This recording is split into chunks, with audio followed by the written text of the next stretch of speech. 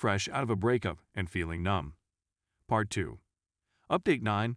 My relationship ended around 3 months ago when I caught my lover cheating on me. It's safe to say that it was a terrible show. The way it transpired devastated me, and I felt like the majority of my relationship was a lie. I've gained a lot of great lessons that I hope will benefit someone else. Always go with your gut instinct. Don't dismiss red signs, particularly if others closest to you identify them in your spouse. Compare your partner's words to their actions. Make no justifications for them in your mind. If you're dating someone who is unhappy, don't make it your duty to make them happy. Don't attempt to repair someone else, and don't date someone who may be what you're looking for. They're either there or they're not. Don't be afraid of loneliness. It's not nearly as terrible as dating or marrying the wrong person for you. When you are being insulted or gaslighted, speak up for yourself. Do not disregard a partner's history of bad moral judgments or lack of integrity, unless they have acknowledged their weaknesses and made an attempt to correct them. The most essential thing I've learned is to put my own pleasure and well-being first. There's nothing wrong with being picky about the people you let into your life and the kind of relationships you're ready to consider. I think that life occurs to you rather than to you. As a result, even though I am still in anguish as a result of what occurred, it has pushed me to confront my own weaknesses and demons.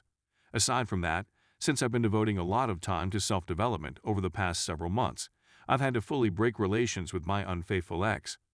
I explored reconciliation at one point, but as time passed, I recognized the severity of her infidelity. She would have given me hundreds, if not thousands of falsehoods in the latter months of our relationship while she deceived me. I suspected it as well and questioned her on many occasions. But I was treated with gaslighting and manipulation. I don't want to discourage anybody who is attempting to reconcile. I admire you and drew inspiration from you. But, having seen the genuine person my ex is, warts and all, I can't picture a scenario in which I would ever allow someone like her to have a place in my life, even if I loved the person I thought she was.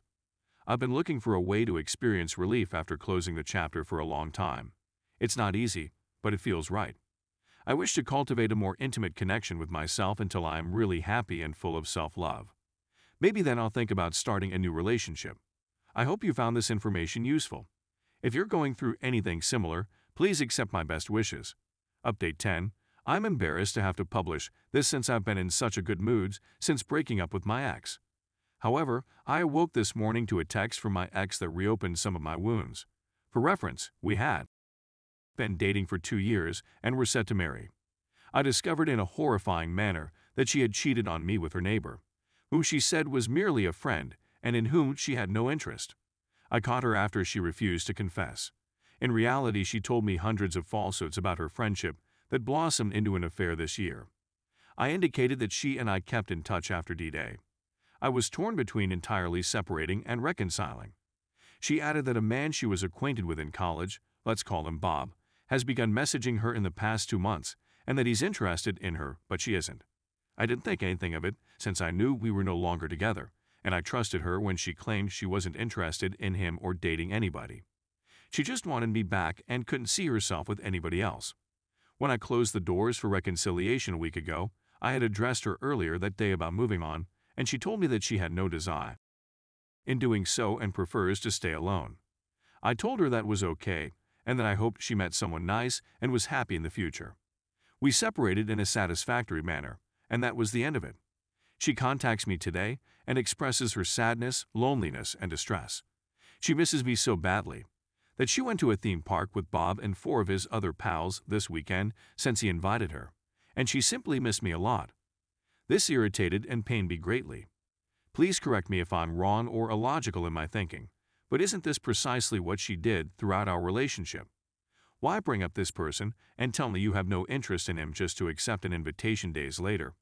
She hoped that if I heard this, I'd think how much she must miss me to be with another man, but I saw it as yet another kind of betrayal. Is this feeling illogical or immature on my part? What's the point of telling me X when she's feeling Y? Why go create a circumstance that is so similar to what she did in our relationship that lead to its demise? Update 11. I find myself reliving previous occurrences in my head on a daily basis. It had been a long time since I made the intentional choice not to reconcile, and having that degree of closure was beneficial overall. The drama is over, and I'm back in a more regular place. Days are more predictable, and I feel like I'm regaining control of my life. Dare I admit that there are certain days when I'm truly very happy. I'll be singing along to music again, working hard, and looking for pleasant interactions with others around me. On the other hand, there are days when I am abruptly overcome with sensations of agony. Even when I'm having a wonderful day, I think about my ex and what occurred. But it won't take over my day or my feelings.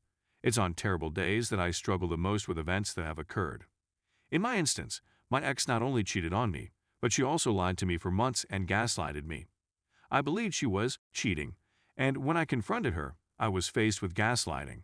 Those events are replaying in my head. I find myself wishing I had handled the situation differently, that I had left sooner, that I could have pushed Abbott harder and been harsher at the time. But I also see that with faith, there is no need to do so, and I trusted my ex, so despite my reservations, I opted to believe what she was saying at the time. It's needless to take shots at me and claim that I'm insecure or intimidated. Looking back, knowing that I was duped has an impact on me on bad days. What are some things I can do to lessen the effect of those thoughts and emotions on bad days? How did you manage to get away from ruminating about these things? I am certain that my future will be bright. I'm avoiding any potentially harmful actions. I haven't recovered, and I'm growing used to being on my own. But I've realized that mending isn't a straight line. I'd be grateful for any suggestions or simply to hear about your experiences with this. Final update. Hopefully, this is the last update on my condition. Last year, I routinely blogged about my circumstances. I found out my girlfriend was having an affair. I found out on our anniversary, just as I was about to propose. I won't go into too much detail, but it was a shambles, and I had to deal with her insane AP, who was attacking me in a variety of ways. There were several ups and downs. I thought about reconciling, but my ex was too inconsistent. All trust has been broken. I watched a lot of everyday mental movies because I saw things that no one wants to see. I had so many unanswered questions that I felt like I had squandered so much time, effort, and money. And to top it all off, the trauma of betrayal affected my emotions on a daily basis. However, I was ultimately able to break free. I took the choice not to reconcile, and for the first month or two, I was met with opposition from myself. Fears and anxieties would have an impact on me. It was very terrible to go away while being so deceived. But I'm happy to report that after more time, a lot of effort on my end to heal emotionally and confront everything, surrendering to reality, and letting go of the chapter, I'm feeling much better. I am a firm believer in the idea that life occurs to you rather than to you. Because of how happy I feel on some days, I'm even more convinced of this these days. It isn't ideal. As you are all aware, you are still dealing with certain ideas and feelings. But I'm not tied to what occurred anymore. I don't classify myself anymore as a betrayed partner or anything. I've moved on from that whole relationship and era of my life. So now I'm simply constructing a new self. I'm just me, a work in progress. And I have to admit, it feels fantastic. I'm feeling the most at ease I've felt in a long time. I pray on a regular basis. I exercise on a daily basis. I eat clean. I spend a lot of time with myself, focusing on my emotions and thoughts. I read self-help books on a daily basis. I cut out a lot of toxic people from my life and strengthen my relationships with those who make me feel good. I work with enthusiasm, I have goals, and I do things that I enjoy. This is the most balanced my life has looked in a long time, yet I've had to endure a lot to get here. It was not easy, but it was very powerful because I regained control of my life. I did not go back, I did not engage in vices, I did not push anything, I did not flee the trauma, and I stopped categorizing myself based on the behavior of others. The road ahead is still long, but if this is any indication of what's to come, I'm really optimistic about the future. You have to put an end to the infidelity videos, ongoing pain shopping, and ruminating at some time. That was preventing me from embracing the conclusion of a chapter in my life. It may take you a half year, as it did for me, or it could take you several years. But you'll get there whether via reconciliation or not. But you must do what is tough, but necessary for your soul, future, mental health, and happiness. I hope this provides you some solace and hope. Stay strong and please accept my best wishes. Thank you to everyone who took the time to advise me.